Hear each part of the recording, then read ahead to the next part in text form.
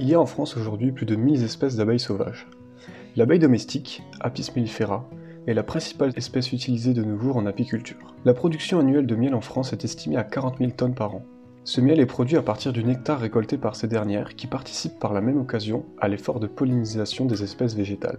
Les abeilles assurent donc un brassage génétique au sein des populations végétales qui est primordial, puisque ces plantes sont la nourriture et l'habitat d'une multitude d'espèces et sont au cœur de l'essor de la biodiversité. Il est également important de noter que plus d'un tiers de l'alimentation mondiale est dépendante des abeilles. La production de miel semble donc jouer un grand rôle économique et également de conservation, mais il est important de se questionner sur les réels impacts de cette exploitation à toutes les échelles, tant de l'individu que de la biodiversité dans son ensemble. Je peux vous dire qu'on voit quand une abeille souffre. On est vraiment sur quelque chose d'immédiat, c'est-à-dire que l'animal va avoir des mouvements erratiques sur le moment. Vous les voyez se frotter. Il n'y a pas d'autre raison que ça m'a fait mal, je me frotte. Une grande majorité. La seule chose, c'est que des fois, on se rend pas forcément compte de ce qu'on fait. Le but, c'est pas de les élever pour faire du mal. C'est-à-dire, je pense que dans les apiculteurs, il y a des gens odieux. L'essentiel, c'est de faire un maximum d'argent qui soit le plus rentable possible. Et ils pensent qu'ils sont totalement honnêtes en faisant ça, hein. Et il y a très rarement des gens qui sont passionnés, qui sont vraiment généreux, qui aiment leurs abeilles. On est complètement dans le respect, je pense, dans l'apiculture. On est sur un système de production. Aujourd'hui, on enlève la totalité des réserves de miel aux abeilles et on remplace ça par du sucre candi. La différence entre les deux, le miel, c'est principalement du fructose, donc qui est métabolisé naturellement par nos organismes. Le sucre candi, c'est du saccharose. D'un point de vue digestif et d'un point de vue métabolisation, ce n'est pas du tout la même chose. Les abeilles se porteraient en meilleure santé si elles se nourrissaient que de miel, alors que le sirop fait à base de sucre, ce n'est pas l'idéal. Il n'y a pas vraiment de législation, hein. C'est un des derniers animaux sur lesquels on peut encore faire des expérimentations sans trop se poser de questions, contrairement à tout ce qui est vertébré. En termes de bien-être, il n'y a pas de règle de méthode. Soit on laisse des ruches à leur place, soit après on les déplace, ce qu'on appelle une transhumance. Donc forcément ça crée une concurrence avec tous les autres pollinisateurs. Et elle, du coup, elle a beaucoup de caractéristiques qui sont très intéressantes. Elle produit beaucoup de miel, assez résistant aux maladies. La seule difficulté en fait de cette race d'abeilles, c'est qu'elle s'adapte pas trop au climat. L'apiculteur, là où il pose ses ruches, c'est lui qui choisit un petit peu des ressources qui sont autour. Tout le monde a un rôle. Les agriculteurs céréaliers, les industriels et les apiculteurs.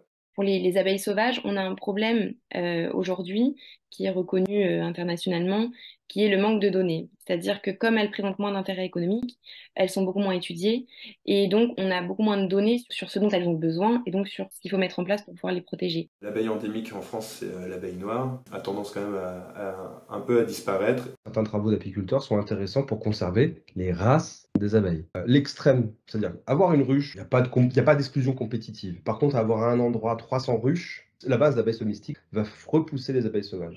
Et donc de ce fait, vous avez une compétition pour la ressource qui se fait au détriment des abeilles sauvages. L'apiculteur peut, à travers son travail d'acteur du territoire, être bénéfique à toute forme de biodiversité. Le problème de l'apiculture, c'est l'apiculture industrielle. Il y a des pratiques apicoles qui ont des conséquences négatives sur la conservation, comme il y a des pratiques apicoles qui vont avoir des effets bénéfiques pour la conservation. Par exemple, dans le cadre de la Fédération européenne des conservatoires de l'abeille noire, tous ces apiculteurs qui mettent en place des conservatoires au sein desquels on ne va utiliser que l'abeille locale et essayer d'éviter ces phénomènes d'hybridation, ça va être bénéfique pour la conservation de la biodiversité. Un des combats de Polynice avec la FEDCAN, c'est de demander une reconnaissance, une protection juridique de ces conservatoires qui existent un peu partout en France. L'important, c'est vraiment ce changement de modèle agricole qui arrête d'utiliser massivement des pesticides qui vont décimer les pollinisateurs, fragmenter leur habitat et contaminer l'ensemble de l'environnement dans lequel ils évoluent. Je voulais pas une ruche que j'exploite. Moi, je voulais une ruche libre, c'est-à-dire qu'ils font du miel et ils mangent leur miel en hiver. Je veux juste les avoir comme ça. J'espère sincèrement que les gens ne vont pas installer des ruches. Je fais partie de ceux qui pensent qu'il faudrait avoir un contrôle très fort sur l'installation des ruches et avoir des quotas. Obligation d'avoir eu une formation reconnue par l'État, parce que là, à l'heure d'aujourd'hui, n'importe qui peut se dire apiculteur en commençant comme ça. On récupère un essaim comme ça dans la nature et puis après on fait ce qu'on veut. Vous allez avoir des abeilles domestiques de partout, donc ça veut dire de la compétition avec les abeilles sauvages. Foutez la paix aux abeilles sauvages, quoi. Plutôt de la philosophie de dire non, il faudrait plutôt avoir plus de contrôle et limiter la densité et la répartition des ruches domestiques.